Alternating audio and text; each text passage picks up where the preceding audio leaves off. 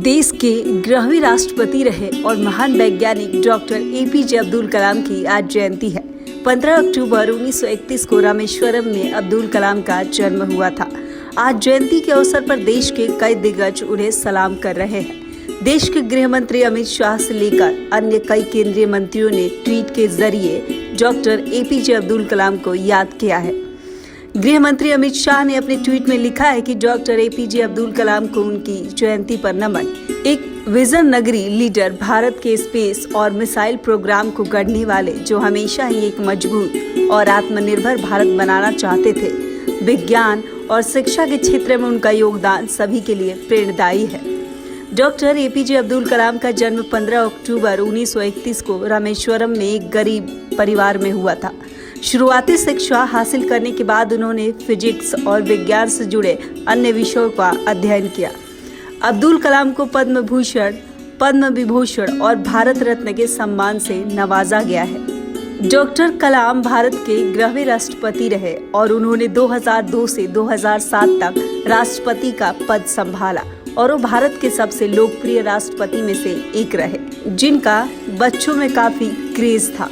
Doctor कलाम का सपना pilot बनने का था, लेकिन वो पूरा नहीं हो सका, इसलिए वो वैज्ञानिक बने और देश के मिसाइल मैन के तौर पर मशहूर हुए। अटल सरकार के कार्यकाल में हुए परमाणु परीक्षण में उनकी अहम भूमिका रही। साल 2015 में शिलांग में एक लेक्चर देते समय उन्हें चक्कर आ गया और वो गिर गए, लेकिन अस्पताल पहुंचते वक्त उनकी मौत हो गई। 27 जुलाई 2015 को डॉक्टर कलाम ने अंतिम सांस ली। डॉक्टर कलाम की जिंदगी का आखिरी लेक्चर के बारे में कुछ बताते हैं। अब बात करते हैं डॉक्टर कलाम के उस लेक्चर की जो उनकी जिंदगी का आखिरी लेक्चर बना। 27 जुलाई 2015 सोमवार का दिन था और शाम हो रही थी। देश के सबसे लोकप्रिय राष्ट्रपति डॉक्टर कलाम IIM शिलांग में एक लेक्चर दे रहे थे। विषय को लेकर कलाम छात्रों को लेक्चर दे रहे थे। यह केवल उनके लेक्चर का विषय ही नहीं था, बल्कि यह किताब का टाइटल भी था, जिसे डॉक्टर कलाम अपने जीवन काल में कभी पूरा नहीं कर सके। 4000 शब्दों के विषय का ये लेक्चर उस समय अधूरा रह गया जब डॉक्टर कलाम बेहोश होकर स्टेज पर ही गिर गए। उन्हें पास के बेथानी अस्पताल में ले जाया गया, जहां देर शाम कार्डियक अरेस्ट के कारण उनका निधन हो गया।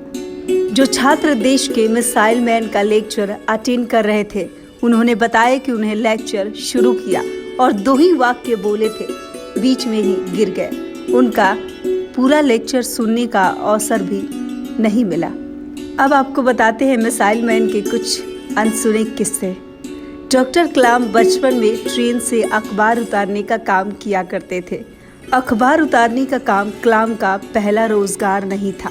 इससे पहले भी वो इमली के बीज जमा करने का काम करते थे। उस समय इमली के बीज की काफ़ी डिमांड थी।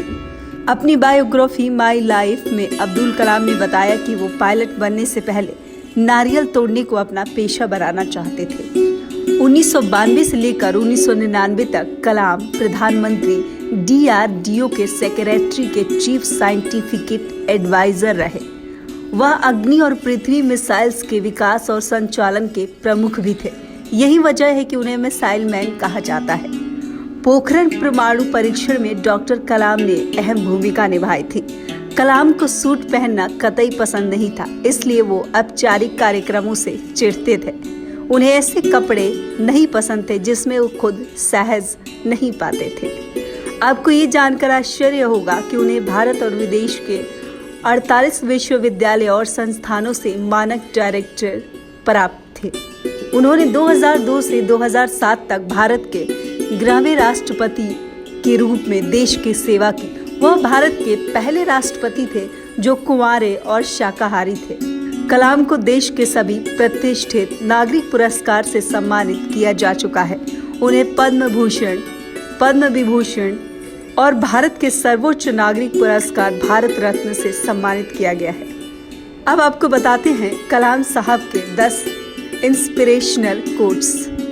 जीवन में पहली सफलता के बाद रुके नहीं, क्योंकि यदि आप दूसरे प्रयास में असफल हो गए तो लोग यही कहेंगे कि आपकी पहली सफलता भाग्य की वजह से नहीं मिली थी। इंतजार करने वालों को इंतज़ार करने वालों को सिर्फ उतना ही मिलता है जितना कोशिश करने वाले छोड़ देते हैं।